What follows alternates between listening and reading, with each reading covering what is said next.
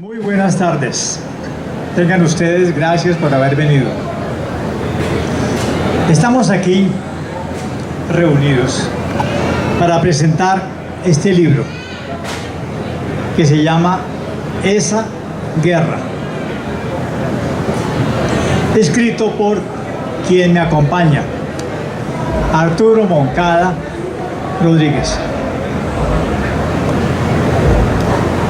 Yo conozco a Arturo hace más de 25 años y es muy poco lo que puedo decir de él. Es un enigma de personaje.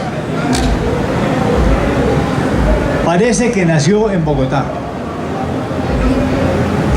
pero toda la vida ha vivido en Barranca Bermeja. Digo mejor, ha sobrevivido en Barranca Bermeja. Porque viviendo en todos los sectores populares, le ha tocado vivir la violenta historia de Barranca Bermeja de todas las épocas. Y no le han tocado el pellejo. Por lo tanto, es un personaje aún más enigmático. Y yo creo que no le ha pasado nada un bogotano en Barranca Bermeja moviéndose por todos los corregimientos en todas las épocas, debajo de todas las balaceras, porque debe tener una protección especial de Dios, pero sobre todo de la compañía de Jesús. Él ha trabajado con pastoral social de la diócesis, hoy en día es arquidiócesis, de la diócesis de Barranca Bermeja. Se inició como un apostolado de la compañía de Jesús. Barranca Bermeja tiene una historia muy singular. En 1920 no era nada, era un corregimiento de San Vicente de Chucurí.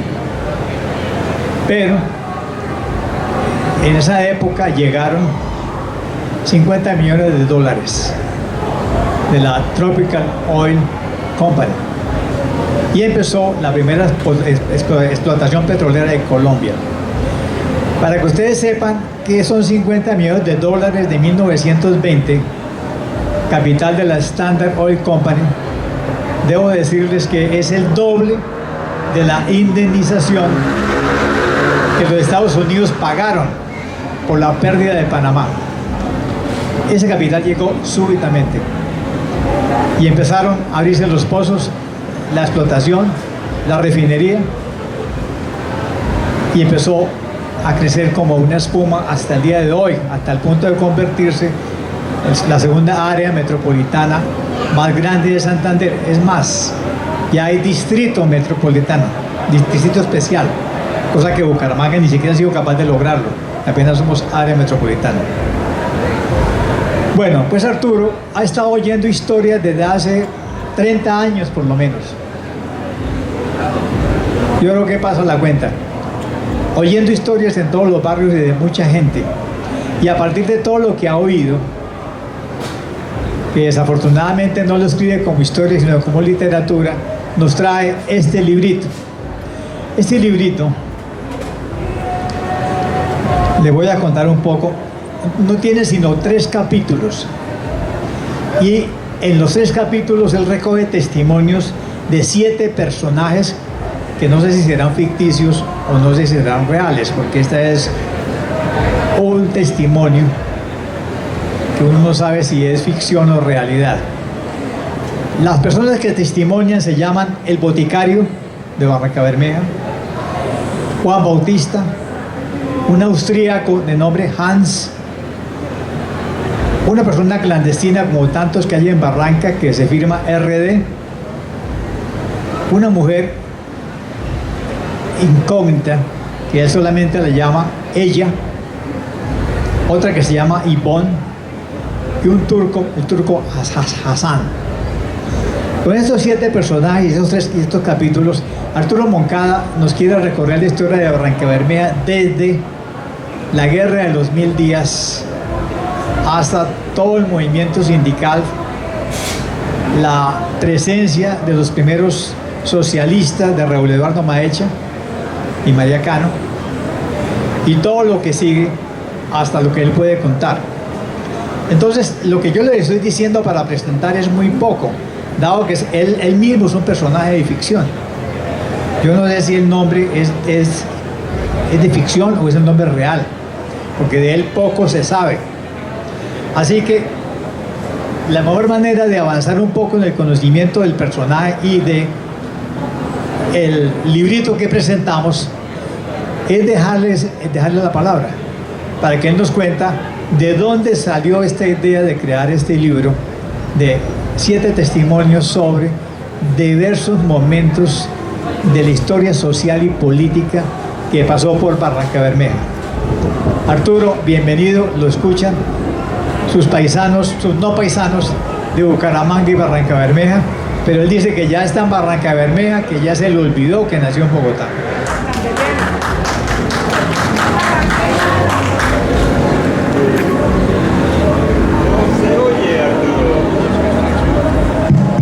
Listo. No, en primera instancia agradecerles la compañía y el tiempo que le dedicaron, y lógicamente al profesor Martínez, con el cual no son 20 y punta de años, es desde 1990 que nos conocemos, por una serie de trabajos de historia y unas colaboraciones que, a raíz de mi trabajo con Pastoral Social, tuve la oportunidad de recorrer el Magdalena Medio Santanderiano durante más de 15 años, en la época de la guerra, aparte de haber sido miembro de comités de derechos humanos tanto en Barranca como en Sabana de Torres. Pero como la pregunta en concreto de ese libro, a ver, la dedicatoria está a nombre de Juan Bautista Leiva, y Juan Bautista Leiva es un pionero excelente por varias razones. Uno, analfabeta, procedente de las Sabanas de Córdoba, y a los 17 años ya está trabajando en Troco, y entra a Troco a trabajar como vaquiano, como pistero, abriendo trocha, y de los primeros trabajos que hace es abrir trocha para perseguir indígenas, que todavía habían yaneguíes, y esa era parte de los trabajos iniciales. Ese trabajo lo lleva a posteriormente fundar algo que no es un municipio en este momento, que es Puerto Araujo. Él es el que abre Puerto Araujo a la colonización. Luego sigue trabajando con Tropical, y en 1932 Juan Bautista, con otras 20 personas, arma el primer sindicato petrolero, la USA, en 1932. Después de varios años de estar en la petrolera, entra a hacer otro trabajo más interesante. El Ministerio de Obras Públicas en los años 30, 40, 50 limpiaba el río a punta de dinamita con una empresa que se llamaba La Canaliza, y él era el que colocaba las cargas de dinamita. Y luego de haber hecho todas las peripecias, aparte de llevar madera desde el río Carare hasta Barranquilla, porque también fue balsero, luego termina siendo colonizador de los primeros colonos en Sabana de Torres. Entonces, una persona de esas, es inmenso lo que él hizo como ser humano, ¿sí? Y para mí Juan Bautista es el símbolo de muchos anónimos que no solamente los hay en Barranca, sino en todas las ciudades, que han tratado de construirse un mañana de alguna forma, con su trabajo y con su ejercicio. Lo particular de Juan Bautista es que, aparte de ser cercano a todo el movimiento obrero, es parte del Partido Socialista Revolucionario de Maecha, fundador de la USO y luego gaitanista a morir. O sea, siempre se mantuvo dentro de esa línea política de compromiso social. y era un simple analfabeto que le nació y sintió eso y desarrolló toda su vida en ese sentido.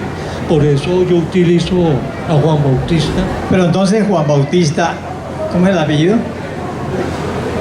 Leiva.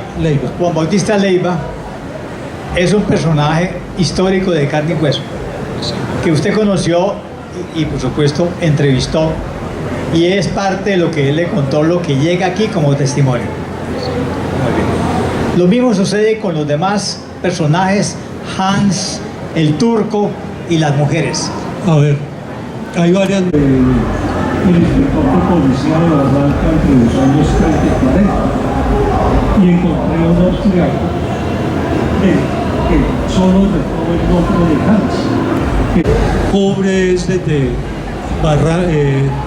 año 1900 a 1929-1930, porque este libro es, por decirlo de alguna manera, el primer capítulo de una gran saga donde los protagonistas son la gente común y corriente de la ciudad. Es decir, lo que usted está haciendo es recogiendo la memoria de los personajes que pasaron por Barranca. O sea, usted hace testimonio oral y sus fuentes son orales y los vuelca en este texto. O sea, esto es parte de la memoria oral de Barranca Bermeja con personajes que vinieron de todas partes, porque hay un libro sobre Barranca que se llama Aquí todo el mundo es forastero. Todos los que llegaron a Barranca vinieron de alguna parte, como forasteros. Aquí nadie es forastero. Yo lo puse al revés. Yo lo puse al revés. Pero inicialmente todo el mundo forastero, y llegaron del mundo entero. Trajeron jamaiquinos, los yumecas, trajeron mucha gente del río Magdalena, por supuesto canadienses, norteamericanos, porque es que la Tropical fue matriculada en el Canadá. Aquí se piensa que es de Estados Unidos. Claro, es una filial canadiense de la Standard Oil Company. Pero es lo que cambió a Santander, la Tropical Oil, hoy en día Ecopetrol. Hoy en día en problemas, entre otras cosas. Pero los pozos originales, que son los de Infantas, siguen produciendo petróleo hasta el día de hoy. Bueno, ahora háblenos un poco de las mujeres de las cuales usted obtuvo testimonios. A ver, hay 3 mujeres. Una es también un homenaje a esas mujeres anónimas, porque el primer movimiento social en Barranca no es de petroleros, es de mujeres, de lavanderas, humildes lavanderas, que se levantan contra una empresa británica que tiene concesionada todo el manejo de las aguas y las maderas de la ladera del río Magdalena. Y ellas se levantan en 1907 y logran la primera triunfo social, por llamarlo de alguna manera, a partir de la resistencia, y posteriormente el segundo movimiento social fuerte es de mujeres prostitutas, que hacen un movimiento social para echar al médico del pueblo que estaba abusando de ellas, y le hacen tal trifulca que hacen que el alcalde extrañe al médico. El extrañamiento en esa época era que el alcalde tenía la facultad de firmar un decreto diciendo: se extraña de este municipio a fulano de tal y multa de tantos pesos que regresa. Y lo extrañaron. Las huelgas y los movimientos petroleros son posteriores a esos 2 movimientos de humildes mujeres y de prostitutas. Ahí hay otra mujer. Entonces esta lavandera, que ya ahí recogí testimonios de abuelas de amigos que con su calilla en la boca iban a lavar a la quebrada que se llamaba las lavanderas, precisamente en Barranca. Y lo otro es que las prostitutas es una presencia permanente de la ciudad, porque así como llegan 5.000 hombres solos, también llegan mujeres solas, muchas a hacer vivanderas, a rebuscarse con los toldos, etcétera, y otras caen desafortunadamente en esto, porque acordémonos que Tropical solamente hasta el año 36, cuando se hizo la cédula de ciudadanía, no contrataba directamente a nadie, simplemente a usted lo contrataban los domingos en la tarde y le daban un ficho. Ese ficho era lo que lo identificaba a usted para cobrar. Entonces la gente en Barranca a veces se mataba solamente por el ficho. Y hasta el año 36, que ya está cedulado el país, es que la Tropical identifica a sus trabajadores. Pero durante cerca de casi 18 años, usted lo único que necesitaba era tener el ficho para entrar y moverse y cobrar semanalmente, porque Tropical pagaba semanalmente. Entonces, lógicamente, estos hombres, ¿a dónde iban a gastarse la plata sábados y domingos? A Barranca. Pero es que además, en esta década de los años 20, el salario mínimo en la petrolera era 4 veces el salario agrícola en Santander. Era 4 veces. Por lo tanto, le sobraba la plata. Y si no hay nada más que hacer, se la iba en una fábrica de cerveza que estaba en Barranquilla, que se llamaba Águila, que trabajaba en planchones llenos de canastas de cerveza a Barranca Bermeja. Luego ya sería una empresa nacional, pero esa es la empresa, la cerveza de Barranquilla. Además, a Barranca llegó, gracias a este dinero de la compañía, cosa que Santander no había visto. Por ejemplo, los primeros billares importados. Y un ingeniero que fue a hacer un trabajo conoció los billares y dijo: ¿y nosotros por qué no hacemos billares en Colombia? Es un antioqueño. Se regresó con su hermano, crearon la primera fábrica de billares de Antioquia, que sigue haciendo hoy en día billares. Es decir, allá se veía cosas. Cuando el Club de Comercio quiso poner bolos americanos, fue a Barranca a ver cómo eran los bolos, porque ahí todo estaba de primero por el comisariato, porque todo, la mercancía, todo lo de comercio viene de Barranca. Muy bien, pero sigamos hablando un poco de lo que estos testimonios han empezado a recoger, porque hoy nos enteramos que esto es una primera parte de una saga que va a ser mucho más larga. Es solamente la década de 1920, cuando empieza la producción petrolera. Muy bien, cuéntenos un poco más del testimonio sobre las primeras luchas sindicales en Barranca Bermeja. Sí, aunque hay alguna historiografía en ese sentido, yo me fui por la puerta de atrás, en el sentido en que no entrevisté dirigentes sindicales, obreros rasos, porque una cosa es también, Barranca Bermeja está sobreestudiada, pero las preguntas allá se las hacen a las élites, sean económicas y en este caso, digamos, los sindicales. Es muy diferente el pensamiento de un directivo sindical al de un obrero de base. Entonces yo lo que hice fue recoger testimonios de obreros que en el momento en que yo los entrevisté en los años 90, precisamente para el trabajo que hicimos de Santander y Magdalena Medio de conflictos sociales, era ya gente que estaba entre los 80 y 90 años. Y tuvieron la confianza de soltarme unas historias que no tienen nada que ver con la dirigencia sindical. Porque otro de los propósitos de este libro es quitar unos mitos que se han forjado sobre Barranca. Por ejemplo, el primer mito, que el sindicato se creó en 1922, al que es actualmente el ministro de Minas, Edwin Palma, dirigente del abuso. Algún día le dije: Edwin, ustedes tienen que agradecerle a los portuarios la creación del sindicato. ¿Cómo así? Yo sí. Porque los primeros sindicatos organizados en el país fuertes fueron los braceros, los más ignorantes, los braceros y los portuarios, y ellos crearon Fedenal y fueron la escuela para todas las dirigencias sindicales de las ciudades. Resulta que en 1922 Llama Hecha, miembro del PCR, crea algo que se llama la Unión Obrera. Sorpresa cuando ya Sapril descubre que la Unión Obrera eran 7 personas, 5 finqueros, Maecha, Floro Piedradita, fotógrafo, y un solo obrero. Y ellos organizan la huelga. Y la primera huelga petrolera del 24, Maecha figura es como vocero de los obreros y les ayuda a armar todo el pliego de peticiones. Cuando la huelga termina, la unión desaparece.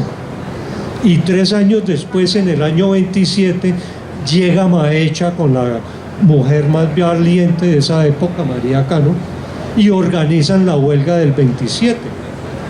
Y se hace de la misma manera, comité de personas, y es tanto que la Tropical no quería negociar porque ellos decían es que Maecha y ellos no son obreros. Y les tocó nombrar delegados en el centro para que con Maecha negociaran eso. Ojo, nombrar voceros, no sindicatos. Solamente hasta el 32, cuando los braceros de Barranca en 1931 crean el sindicato, ellos son los que le enseñan a las bases de los petroleros cómo es ese rollo de armar un sindicato realmente. Y lo arman en 1932, porque el primer sindicato que se crea en Barranca es el de los braceros.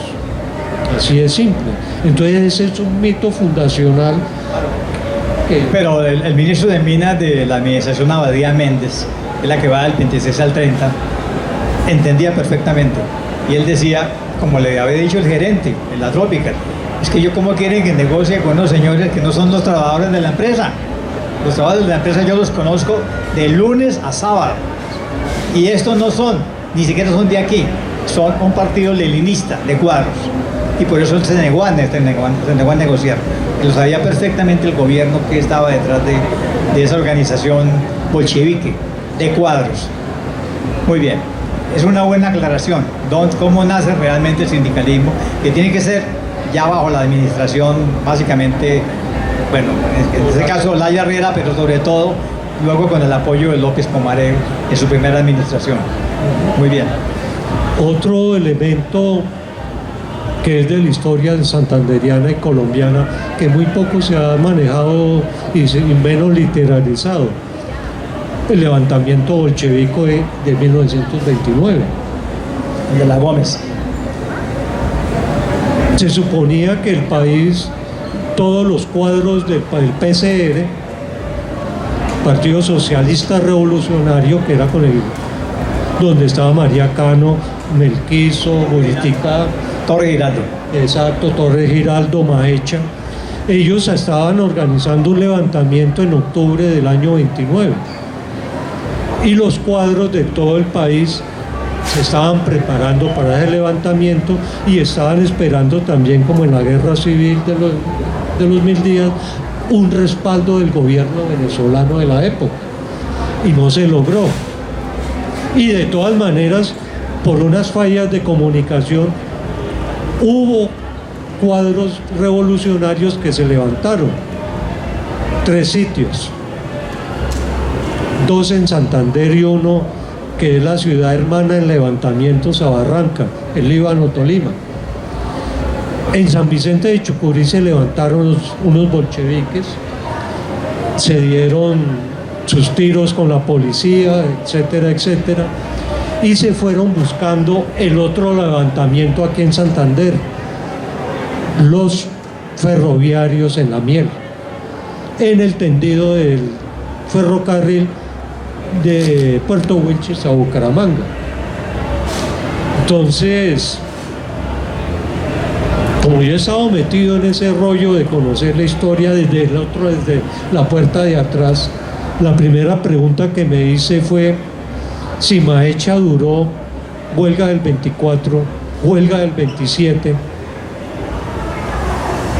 ¿por qué en la concentración obrera más grande del país y supuestamente más politizada no pasó nada? Bueno, en 1930 los emisarios de la Cominter llegan y apretan tuercas. Para empezar, a todos estos del PCR los expulsan por anarcosindicalistas y ponen su propia gente obediente al Cominter, Gilberto Vieira y todos los que van detrás después de 1930, y a ellos los sacan de la vida política. Y empieza otra historia. Exacto. Bueno, pero lo que Arturo nos ha contado nos demuestra una cosa, que él realmente es lo que podemos llamar un trabajador cultural. Y un trabajador cultural que recoge testimonios por la puerta de atrás.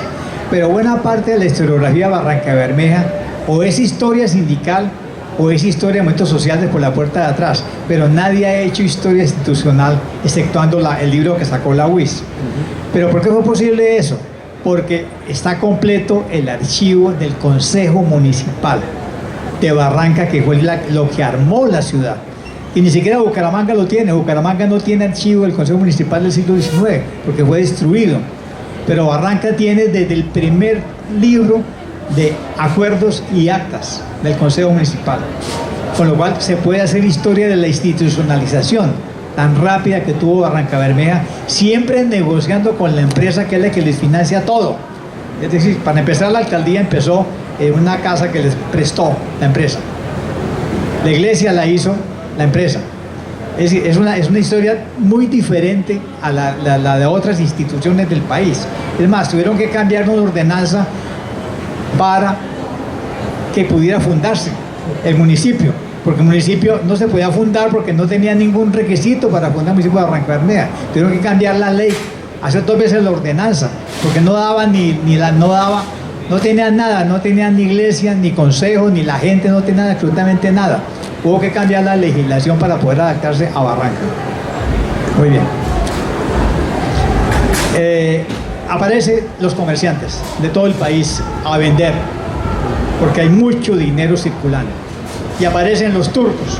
Usted escogió un turco. Háblenos de ese personaje.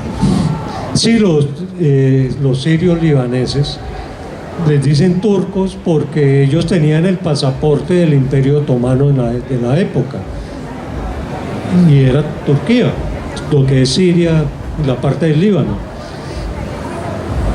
Ellos llegan desde comienzo del municipio, 1919 tal vez llega el primero, y son una presencia permanente en la ciudad, porque los paisas aparecen mucho después. Es más, el primer comerciante grande que llega a la par del Banco de Bogotá, que es en 1924, y es la Casa Mogollón de Barranquilla. Y es tan potente el comercio en Barranca que hace que un pequeño negocio aparente, como la Casa Mogollón, que manejaba representaciones en todo el río, arme su representación en Barranca. Entonces, para mí los turcos son, primero, la primera colonia grande que se consolida en la ciudad y que son presencia política y cultural en la ciudad, porque a la paz de los turcos también llegan los chinos. En Barranca llegaron a haber más de 45 ciudadanos chinos, de los cuales quedan 3 familias nomás, porque la gran mayoría de chinos los encuentra uno es acá y todos son procedentes de Barranca. Entonces, para mí los turcos son como los alemanes también, una imagen de esos extranjeros que llegaron y que han sido parte de la historia de la ciudad, que tampoco se le ha dado el sitio que merecen, ¿no? Porque pongamos en 1934, en lo poco que salvé del archivo municipal de la alcaldía, que me metí y logré salvar 12.000 folios. El resto los quemaron.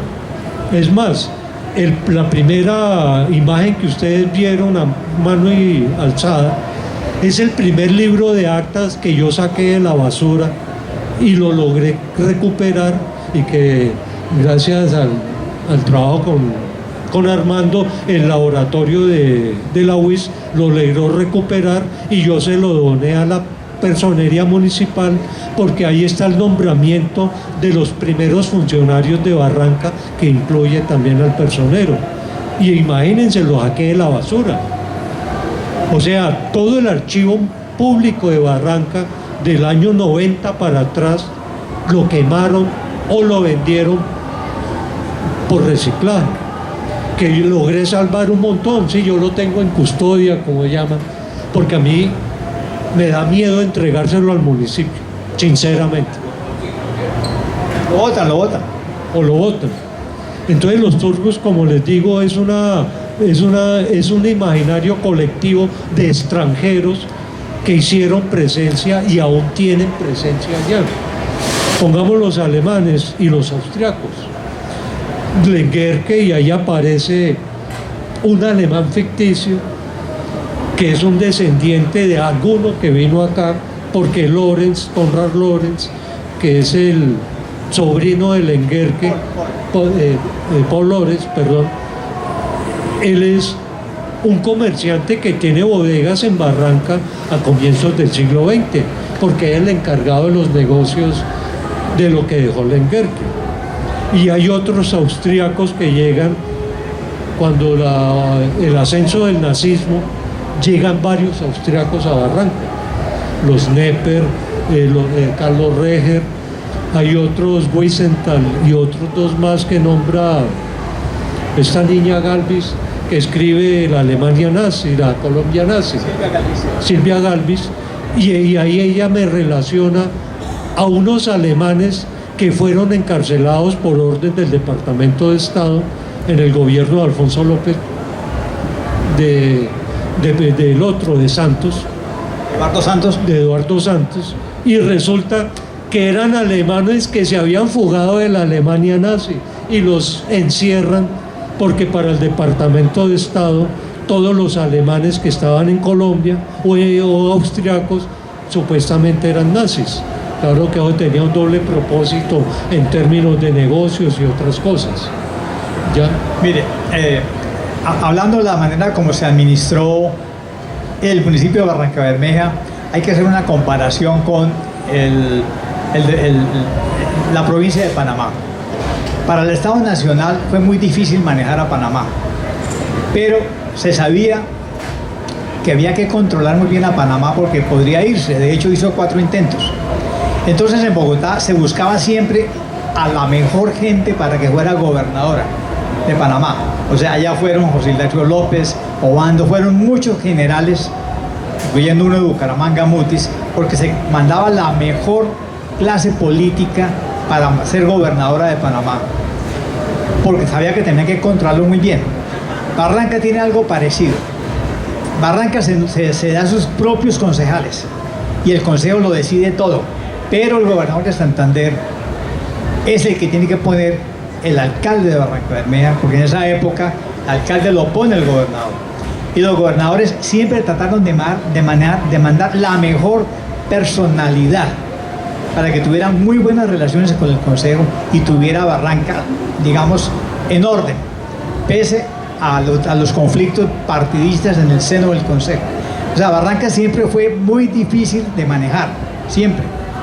Hoy en día es distinto porque hoy en día cada municipio es autónomo y se da sus autoridades, pero Santander siempre le puso un ojo a Barrancabermeja porque sabía la importancia. Ahora, hay otra cosa que ustedes deben saber. El primer reparto de regalías petroleras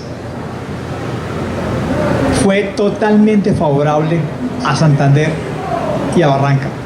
Es decir, el 50% de las regalías eran para Santander y Barranca. Eso no se volverá a ver nunca. Hoy en día el Fondo Nacional de Regalías reparte para todo el país, pero a Santander se comió la mitad de las regalías desde que empezaron a pagarlas. Eso explica muchas cosas que pasaron en Santander. Muy bien, pero hay una cosa que le quiero preguntar. En Barranca uno siente esa tensión entre la historia institucional, que es lo que hoy en día cuaja como distrito especial petrolero, su deseo de convertirse en un departamento separado, y lo que hacen los historiadores es meterse por la puerta de atrás, por el sindicalismo, el movimiento social o por las muchachas del prostíbulo. ¿Por qué esa tensión en la historiografía de Barranca que es tan grande y productiva? Hemos hecho una bibliografía de Barranca, yo por un libro. O sea, hay más estudios de Barranca que sobre Bucaramanga mismo. Entonces, ¿qué es lo que pasa en Barranca? A ver, primero otro discurso institucionalizado es el cuento fundacional de Barranca. La historiografía oficial dice, no, es que los santanderianos se preocuparon por los muchachos allá en el calor, y llegó tanto a la preocupación que se le tuerce el pescuezo a la ley quinta para crear el municipio de Barranca. Los que estamos por la puerta de atrás decimos otra cosa. Es que mire, Barrancabermeja en ese momento era corregimiento de San Vicente. Significaba que el gerente de Tropical, que estaba no en Barranca, en el corregimiento del centro o Infantas de la época, tenía que gastar 3 días en burro por una trocha donde ya se había muerto un obispo, por cierto, para que el alcalde autorizara cualquier decisión que tomaba Tropical ahí en el pueblo, en Barranca. ¿Cuál era lo más cómodo? Inventarse una junta que promocionara la creación del municipio, y se la inventa la Tropical. Es más, 2 de los concejales iniciales de Barranca son empleados de Tropical. Entonces lo que yo planteo, y ahí está planteado con un personaje que es un gringo que tuve que meterlo en el paseo literario, y es esto. Mire, es más fácil sobornar a un alcalde que sobornar a un presidente. ¿Pero por qué eso? 1920, Nemesio Camacho, senador liberal, presenta al Senado de la República el proyecto de la creación del Distrito Industrial de Barrancabermeja, y eso generaba una figura administrativa idéntica a lo que nosotros conocíamos como intendencias y comisarías, que eran territorios bajo la jurisdicción exclusiva del presidente. De la nación. Exacto. ¿Y eso qué significaba en términos de Santander? La decisión territorial de Barrancabermeja y el control directo de la presidencia. Lógicamente, los santanderianos, los políticos, no se iban a comer ese sapo, como decimos ahora, y la Tropical los ayuda a montar el famoso municipio.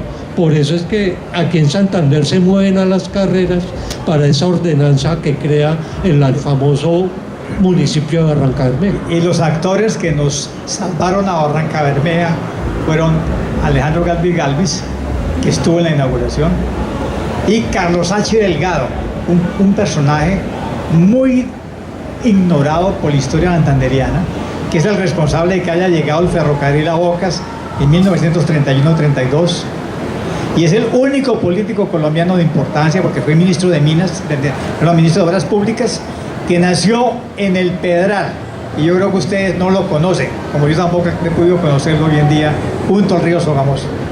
Sin embargo, en la Casa de Bolívar tenemos una gran fotografía de él, de Carlos H. Delgado, el gran ministro de Obras Públicas de origen santanderiano del Pedral, que tomó la decisión de que el ferrocarril llegara a Bocas en 1930 y luego a Café Madrid en el 31.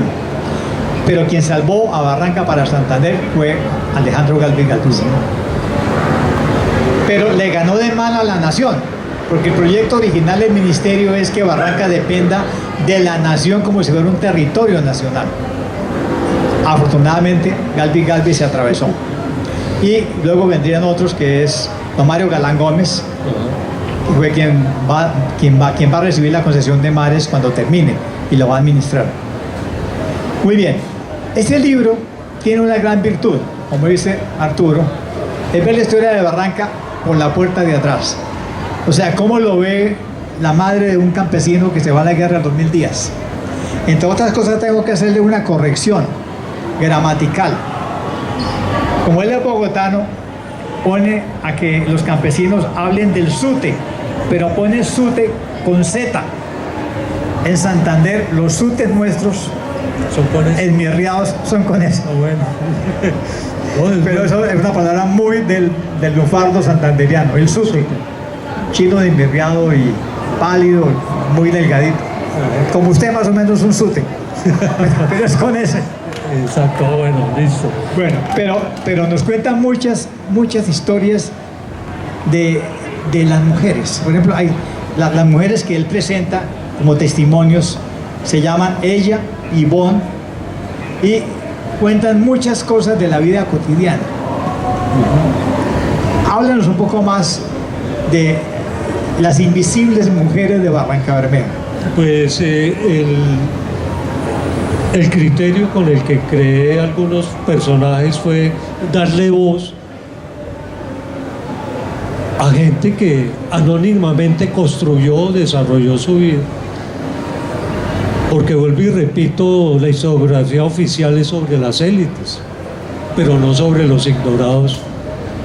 Y los estudios que hay en Barranca, que encontramos y que gracias a la UIS logramos publicarlo, 647 estudios sobre Barranca, y con un grave problema, que desafortunadamente los estudios que utilizan cierta estructura de análisis, materialismo histórico, para ser exacto, somos subjetivados a su ideología, entonces por momentos pierden cierta credibilidad, ¿sí?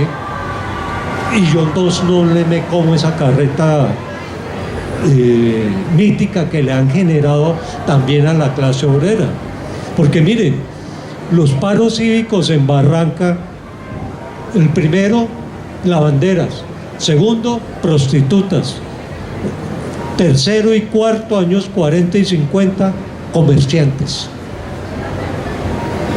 Oiga, y los obreros, no, los obreros estaban bien en sus campamentos, bien cuidaditos. En sus comisariatos y en sus Todo. restaurantes. Por eso la USO no figura en la historia política de la ciudad en los primeros 50 años. Eso es un mito que se han inventado ellos para promocionarse. La USO arranca a existir políticamente en la ciudad en el momento en que los obreros tienen que irse a vivir al Parnaso a pagar servicios públicos, Arriendo. a pagar, no porque Ecopetrol les da las casas, a pagar no salud ni educación porque estaba subvencionada. Con los solos servicios públicos fue que aprendieron que había una Barranca de los obreros y otra de la gente común y corriente, que es de la que no se escribe y no se habla. Y sin embargo ellos fueron los protagonistas de los movimientos sociales hasta que la USO no logra recuperar el sindicato en 1958. Es que la USO dejó de existir desde el 26 de agosto de 1951 hasta la caída de la dictadura. Y esa es una historia que lógicamente yo no la toco ahí, porque eso es mucho más adelante. Pero fundamentalmente lo que significa este libro es, hermanito, la clase obrera en los primeros 30 años no fueron protagonistas. Los protagonistas fue la gente común y corriente.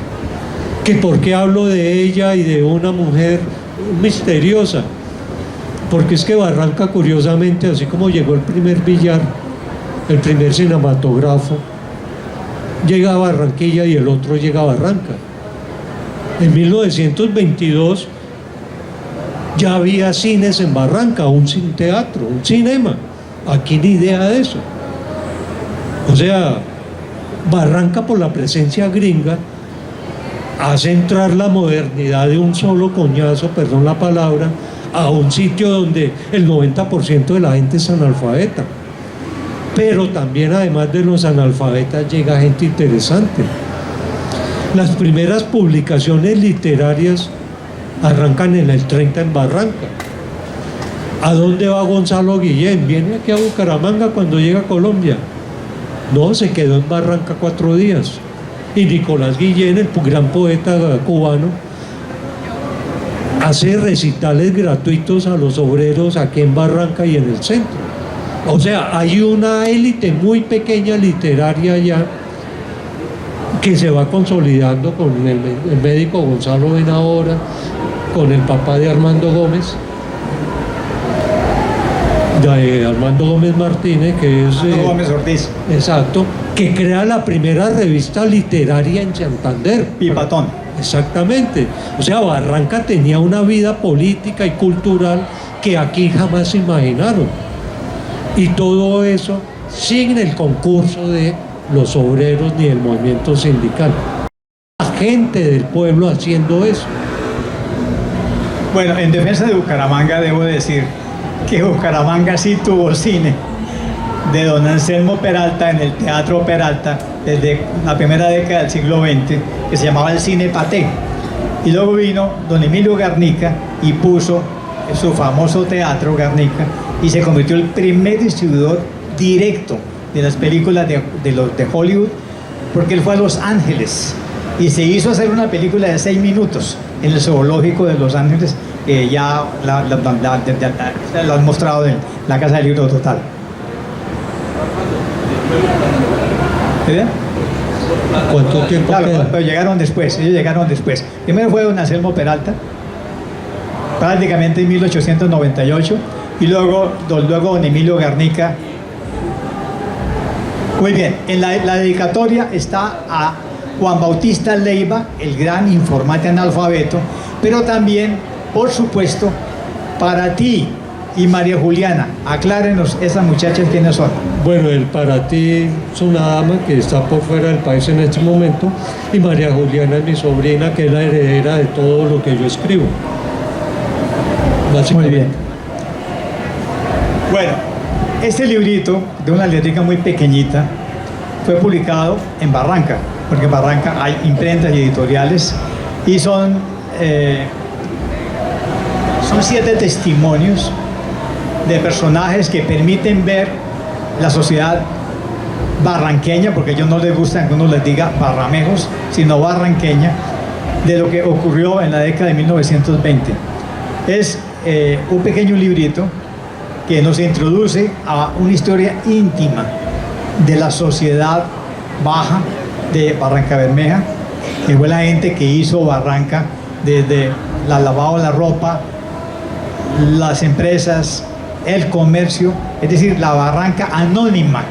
Por eso es tan importante este testimonio que ahora sabemos a partir de hoy que está basado en informantes reales, no es ficción, es simplemente un libro testimonial. Esa es la importancia de este libro. Pues yo estoy muy contento que haya salido, porque después de 40 años de que Arturo recorre las calles oyendo a todo el mundo y sobreviviendo, esto no quede inédito, sino que todos podamos tener acceso a eso. Nos quedan 5 minutos, entonces quiero que por último nos diga... Nos quedan 10, 15... 10. No, es que como los anteriores se alargaron media hora, Bueno, listo. ya el permiso Quiero de que nos ustedes, diga ¿no? por qué este libro lo deben leer los bumangueses. Primero porque tal vez, y yo hice a propósito las fotos, porque aquí no se conoce la Barranca. Aquí se tiene es un imaginario de Barranca también, y quizás lo asocian solamente con los petroleros, pero es que Barranca solamente el 20% vive de Ecopetrol, el resto es gente común y corriente, con los trabajos comunes y corrientes, y con un salario totalmente diferente al del obrero petrolero. Mire, hay más petroleros pensionados aquí en Florida y en Bucaramanga que en Barranca. Es increíble, pero es así. Florida Blanca en los años 80 y 90 exponencialmente fue la de mayor crecimiento urbano, y pregunten cuántos pensionados de Barranca hay. 1.200 viviendas compraron los pensionados de Barranca aquí en Florida. Pero los bumangueses comunes y corrientes conocen la Barranca, ¿no? Y en gran medida la tarea que me he propuesto es primero darle voz a los que han estado sin voz. Y ahí las fotos, la foto de la portada es de un alemán que, gracias a una invitación que el profesor Martínez me hizo para una conferencia hace 2 años, logré conocer a Horst Martin. Y ahí de las 5.800 fotos de Colombia, hay 72 que logré ubicadas en el Magdalena Medio y 15 o 20 de ellas en Barranca. Por eso yo las coloqué ahí. Y lo otro es que hay mucha fotografía que he logrado ir recogiendo. Hay mucha fotografía que logramos del archivo privado de la ExxonMobil. Hicimos una curva, un amigo hizo una curva muy bacana y logró copiar todas las fotografías de ExxonMobil en Sudamérica, con permiso de ExxonMobil. Por eso yo esta primera, si ustedes se dan cuenta, a los días de agosto de 1922, este es el nombramiento, este es el primer libro de actas de la alcaldía de Barrancabermeja. Y vuelvo y repito, yo lo salvé de la basura. Fueron 14 páginas con todos los primeros nombramientos. Lo otro la pregunta que me hacían es, oiga, ¿y por qué esto? Así este tamaño. Usted lo puede meter al bolsillo. Y porque yo aprendí el cuento literario a través de mi papá, porque él, un lector muy asiduo, a pesar de ser obrero, era muy lector. Años 70, 71, Colcultura saca una maravilla que se llamaba Autores Colombianos, que eran unos libros de pasta amarilla, más pequeñitos aún, de rústica. Y era una belleza porque usted los cargaba para todo. Yo todavía tengo como unos 10 o 15 libros de esa colección. ¿Qué? ¿La Biblioteca Aldeana? No. Esa era de Sutatensa. No, esta fue Colcultura. ¿Cómo? No, mucho más grande. Pero cabe en el bolsillo de atrás. Es lo que llaman bolsilibro. Exacto. Lo que llevan en el bolsillo del saco. Y lo otro es que, como mi papá era tan buen lector, algún obrero de cariño, digo esto, le regaló una novela de Marcial Lafuente Estefanía y otra de Kay Luger. Para los que no saben qué es eso, eran las novelas de vaqueros y de servicio secreto que se vendían y se alquilaban. Y para mí fue una maravilla, porque esas novelas me permitieron tener la excusa para volarme del colegio cada semana. Yo leía las novelas, iba al puesto en Torcoroma y allá me las cambiaban. Entonces, a mí ese tamaño me encantó. Y posteriormente, estando ya en primero o segundo de bachillerato, apareció una colección que se llamaba Ariel Juvenil Ilustrada, que eran los clásicos de la literatura resumidos y con su matachito, página de matacho y página de literatura. Y era este mismo tamaño. Entonces, para mí, no solamente es que soy romántico, nostálgico, sino que también a mí me da jartera cargar los libros, porque tiene uno que tener un morral o una maleta para cargar eso, cuando simplemente me lo puedo echar en el bolsillo y abrirlo en el momento que yo quiera.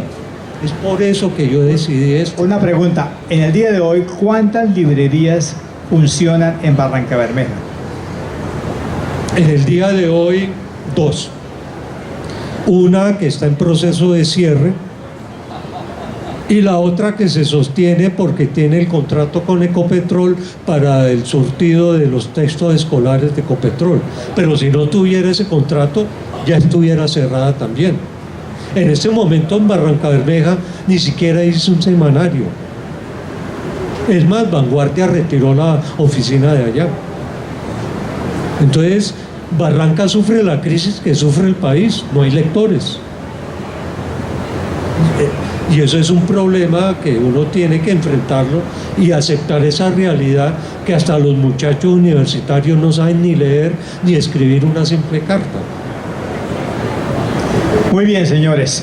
Creo que con eso quedan motivados a comprar y leer el libro, que se llama Esa Guerra, de Arturo Moncada Rodríguez. No, una pequeña inquietud. Bueno, buenas tardes para todos, ¿cómo están? No, una pequeña inquietud del final, Arturo Armando, buenas tardes. Cuando usted dice que no hay lectores, ¿podemos estar pensando entonces que llegará un momento en el que tampoco habrá escritores? Todo lo contrario, Barranca es una fábrica de escritores. No, desde el punto de vista general, ¿sí? Porque en últimas quien escribe espera el lector, ¿sí? Una apuesta espera el aplauso. Si no hay auditorio, el maestro Zaramea, que crezca y crezca la audiencia. Si no hay auditorio, pues no habrá puesta en escena, ¿de acuerdo? Porque es que hay una relación histórica entre quien está en escena y quien está sentado, que es el auditorio. A este nos debemos, ¿verdad? ¿Sí? Entonces, aquí acaba de plantear algo muy interesante. La ausencia lenta pero segura del lector. Entonces, ¿qué va a pasar con el escritor? Porque el escritor lo que en últimas, ¿qué persigue, doctor Armando? Ser leído. A ver, la mitad de mi familia no me quiere y los amigos tampoco, porque este libro está publicado en casualidad. Ahí en el blog, este es mi blog personal, ahí tiene 15, 12 años de haber sido creado, donde está montado todo mi trabajo histórico, mi poesía, mis cuentos, mis novelas.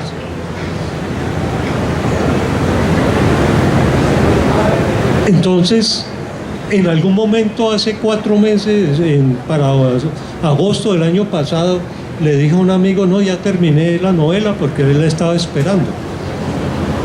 Y voy a publicarla ya en el blog, porque es que todo lo que yo escribo lo publico ahí para que la gente lo lea gratis, porque considero que el conocimiento es algo que debe circular. Ahí hay de todo. Hay poesías, este fue escrito para Ecopetrol, Cámara de Comercio y la Alcaldía de Barranca Bermeja, que me pidieron un texto de una reflexión histórica sobre el efecto de la empresa petrolera en el Magdalena Medio.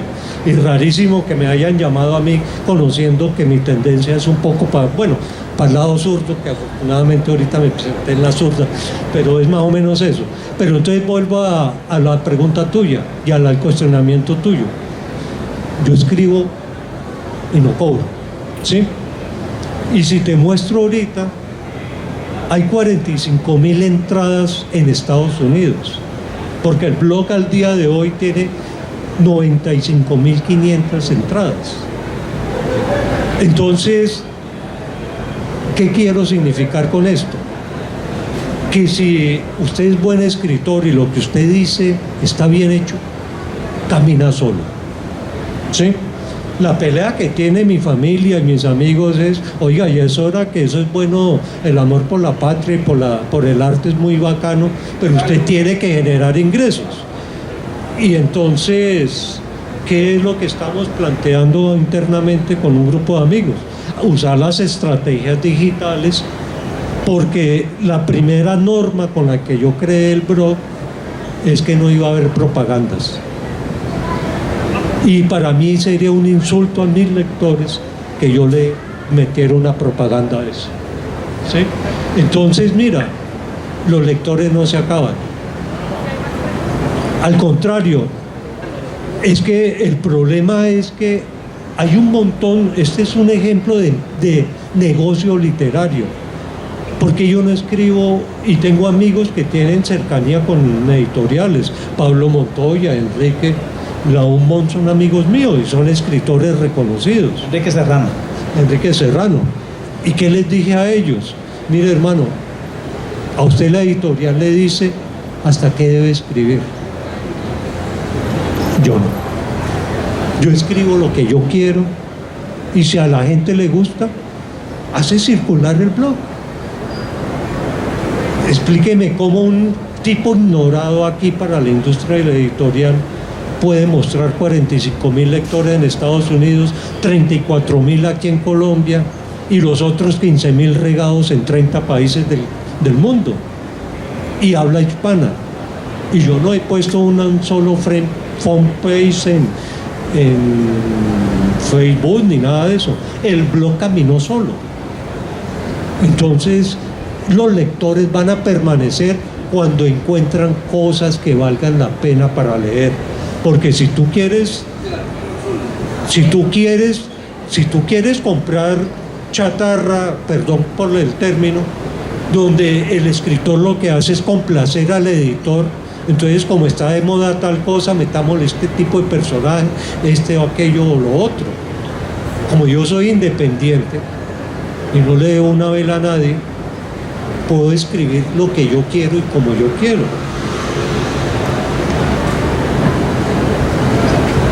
Muchísimas gracias. Soy Jorge Eliezer García Solano y realmente, Arturo, me siento muy complacido como hijo de Tibú, porque Tibú y Barrancabermeja yo los comparo de la siguiente manera.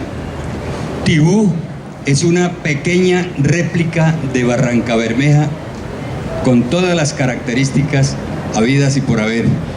Qué importante, de verdad que sí, la descripción que usted le ha dado a esa barranca de ayer, y le aplica una dosis romántica, una dosis histórica, le aplica una dosis de sentimiento, que es la parte importantísima. Y de paso, pues me invita a que yo precisamente me fije también en mi pueblo de Tibú, en ese detalle. Fíjese usted, acabo de escribir un libro en el que lo describí con el título de Redescubramos la magia del Catatumbo. Lo estoy exponiendo en estos momentos aquí, y porque desafortunadamente de ese pueblo, de mi pueblo, de Tibú, no se escucha hablar sino lo peor, pero en el fondo aparecí yo para decir que no todo es así. Tibú tiene por excelencia excepcionalidades, muchas excepcionalidades que verdaderamente son dignas de contar, y chévere que lo hubiera distinguido mi estimado Arturo, y me voy a apoyar en usted en muchos aspectos importantísimos, y naturalmente su libro para promocionarlo, por supuesto, y me da mucho gusto. Muchas gracias. Hay espacio para una última pregunta.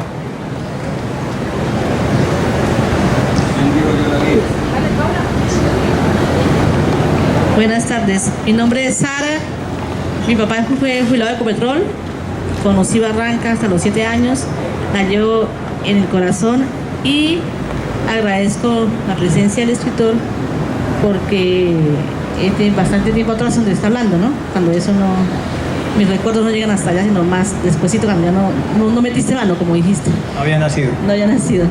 Pero sí tengo una inquietud, y es esto: a los que nos gusta el libro en físico, ¿cómo hacemos para leerte?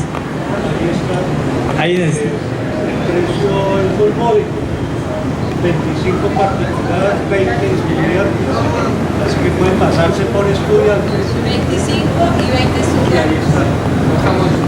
¿Cómo? Exacto, y como todos estamos estudiando acá, Daro, me traes el bolso, por favor. ¿Y así todos los libros tienen ya en físico? No. Todos? En físico, vuelvo y repito, mi amigo me dijo: oiga, hermano, antes de que queme el libro en el blog, preséntelo en Cultura con Berraquera, que era la de política de estímulos del año pasado. Yo lo metí ahí Bueno, muchas gracias. y pasó. Eso me permitió publicar 500 libros. Fuerte aplauso para Arturo. Eso me permitió 500 libros, ¿sí? Ya los traen. Pero entonces hay esto. Como le digo, estamos diseñando para Exacto. Estamos diseñando para publicar como EPUB, como libro digital, y va a tener un costo mucho menor, ¿no? Y lo otro es que también, como ahora, si usted hace a contraentrega, puede pedirme el libro y si yo lo tengo es listo, pero el resto del libro estoy esperando a ver si de pronto algún editor más chiflado que yo corre el riesgo de decir, oiga, saquémosle, porque entre todo lo que yo tengo escrito hemos identificado 6 libros. Hay 3 novelas ahí, una biografía que le escribí de homenaje al maestro Garibaldi Fuentes, un gran músico. Hay un libro de cuentos de más de 500 páginas, hay 2 poemarios y hay un texto que solamente le puede interesar a los barranqueños, que son los 15 o 20 artículos de historia de Barranca. Entonces ahí hay material para un montón de libros, pero eso a pulmón es muy complicado. Bueno, señores, el autor tiene que irse a firmar libros, entonces vamos a parar aquí. Muchas gracias por haber venido. Muchas gracias, muy amables.